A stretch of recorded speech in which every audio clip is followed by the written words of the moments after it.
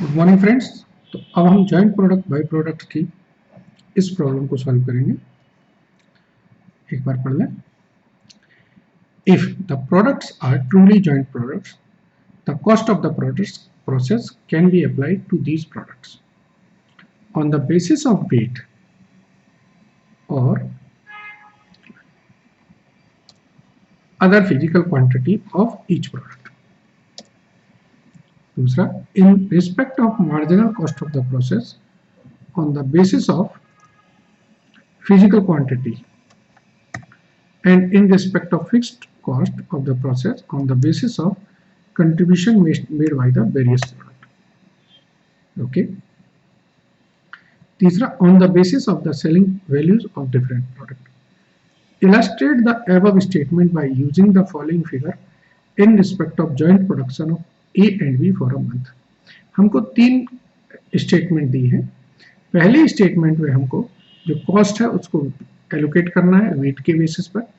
दूसरे स्टेटमेंट में marginal cost को वेट के बेसिस पर और फिक्स्ड कॉस्ट को कंट्रीब्यूशन के बेसिस पर, और तीसरी स्टेटमेंट में हमें सेलिंग वैल्यूज के बेसिस पर। ये टोटल कॉस्ट है, direct material, direct labour, variable overhead, fixed overhead, और सेल्स की वैल्यू दी है हमें 100 क्विंटल्स है at the rate of 80 rupees and 150 quintals है at the rate of 40 rupees. ठीक है फ्रेंड्स, तो इन डाटा से हम तीनों स्टेटमेंट्स की वैल्यूज बनाएंगे। ठीक है, चलो एक बार देख लें। सबसे पहले हम फर्स्ट वाला स्टेटमेंट बनाएंगे।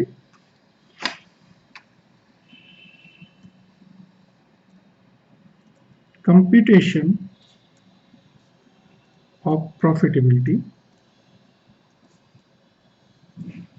ठीक है ना। जॉइंट कॉस्ट एलोकेट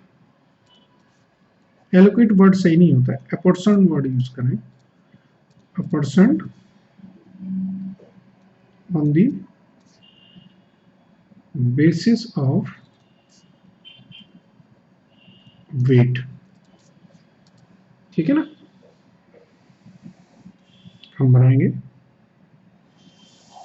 यहां हम लिखेंगे प्रोडक्ट ए, यहां प्रोडक्ट बी, यहां पर हम लिखेंगे टोटल क्वांटिटी, और वेट जो है वो लिख देंगे हम कितना कितना है 100 150। तो सेल वैल्यू निकल आएगी हमारी 100 इंटू 80 8000 एंड 6000। ठीक है। अब इन्होंने बोला कि जो टोटल कॉस्ट है, लेस हम करेंगे टोटल कॉस्ट। जो टोटल कॉस्ट है ऐड कर दें सबका। टोटल कॉस्ट है हमारी 12,000। किस रेशियो में बांट देंगे 100:150, यानी कि 2:3। तो जब 2:3 में बांटेंगे तो ये आएगा 4800 और ये 7200। तो नेट प्रॉफिट देखेंगे तो ये 3200 और ये 1200। ओवरऑल अगर हम देखें तो ये 14,000, ये 12,000, ये 2,000। सही। अब हम दूसरा पार्ट देखते हैं। दूसरे पार्ट में इन्होंने बोला है मार्जिनल कॉस्ट तो आप फिजिकल क्वांटिटी पे बांट दीजिए और फिक्स कॉस्ट को आप कंट्रीब्यूशन पे बांट दीजिए। चलिए, तो हम कंप्यूटेशन ऑफ प्रॉफिटेबिलिटी निकालेंगे। जॉइंट कॉस्ट में marginal cost on physical quantity and fix cost on contribution basis.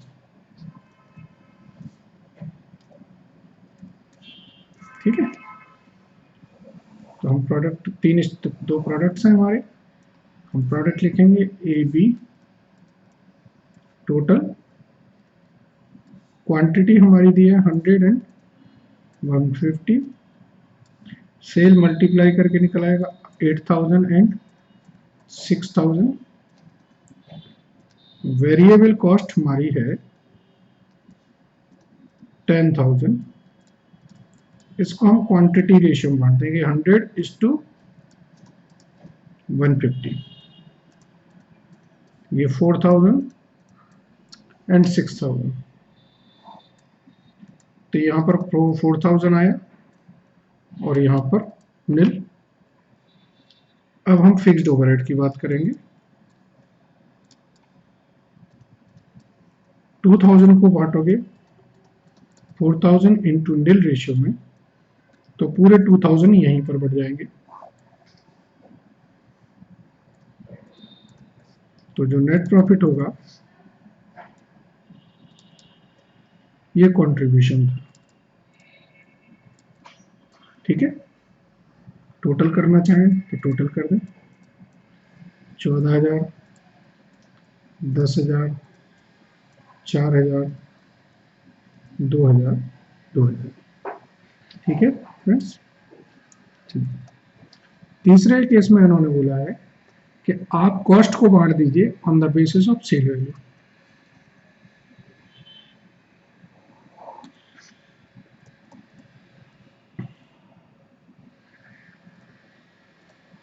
computation of profitability, joint cost to be a person on the basis of sale value. Statement बनाएंगे, यहां पर हम लिखेंगे A B total, quantity हमें लिखी है 100, 150, cell value निकाली हमने 8,000, 6,000। ठीक है फ्रेंड्स। अब जो हमारी जॉइंट कॉस्ट थी 12,000, वो किस रेशियो में बढ़ जाएगी 8,000, 6,000 में। तो ये आएगी 6857 एंड 5143, तो ये 12,000 हो गया। तो जो नेट प्रॉफिट आया यह है 1143 एंड 857। ठीक है फ्रेंड्स। तो ये आपको जो जिस हिसाब से क्वेश्चन दिया था हमने वैसे वैल्यू करके थे। कैलकुलेशन वर्क है, कोई इसमें ज़्यादा दिमाग का काम नहीं है।